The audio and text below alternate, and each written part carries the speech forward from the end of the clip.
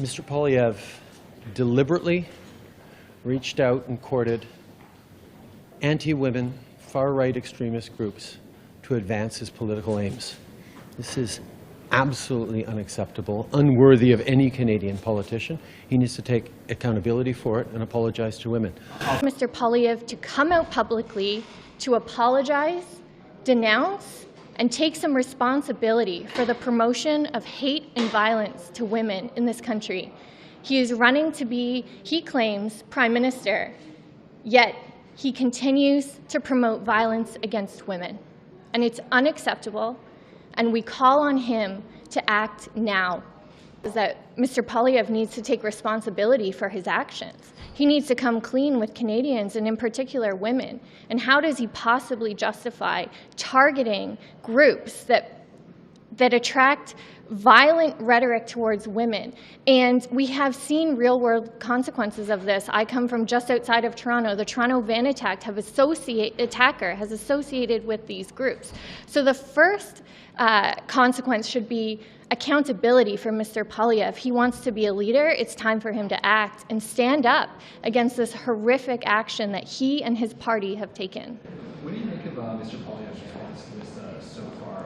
When my colleague first put the questions to his office, they removed the hashtag from all the videos, and then gave a statement saying that they denounce misogyny, sexism, and extremism in all its forms. He said it's basically the same thing in the House when Mark Aronson brought that up during the debate this morning. So, just what do you think of his overall response so far? Just denouncing sexism, but not really addressing how this hashtag wound up on his videos for the past 4.5 years? Well, first of all, I want to thank the press to do that.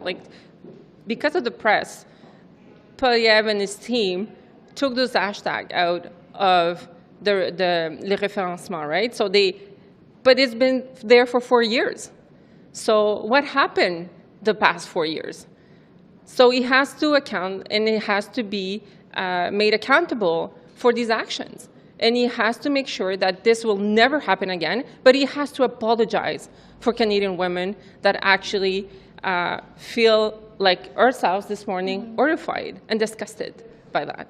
And if I could just add to that, my message to Mr. Poilievre, if he believes in what he says, prove it.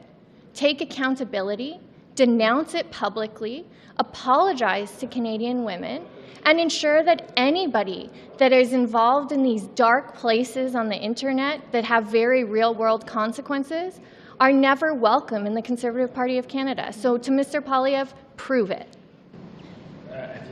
Have all spoken probably this week about standing up for women's rights.